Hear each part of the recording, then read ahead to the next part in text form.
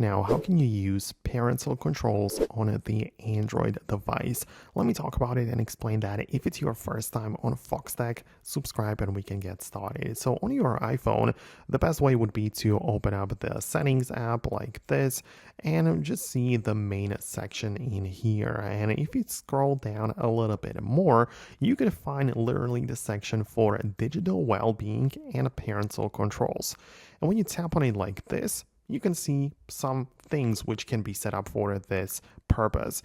For example, app timers. That is very useful if you want to control the device and especially some specific apps. So if I click on app timers, I'm going to tap the plus button and choose any of the available apps on my device and give it a time limit. For example, I'm going to pick a game. I'm going to click on set a timer.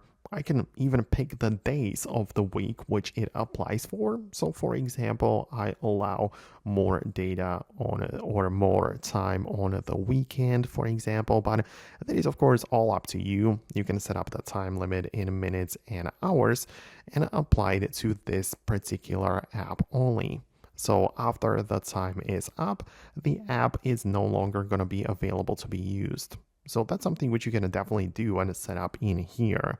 Keep in mind that you can as well tap on the three dots in the top right and click on settings and also set pin.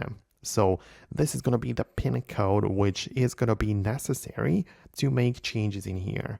So if you set up the settings in here, you need to also lock it so nobody else can change it. So you can set up the pin right there. But below, inside of the main digital well-being page, we also have parental controls. And if you click on this option, it's going to actually move you over into a different UI. So you have to continue with it.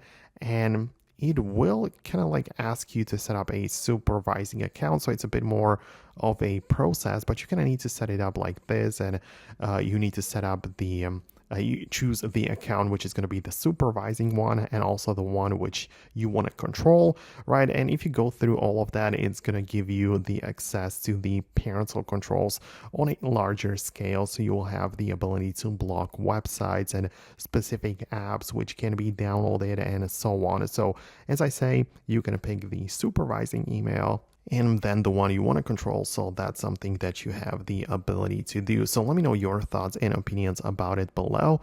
Thanks a lot for watching, and I'm going to talk to you later in the future uploads.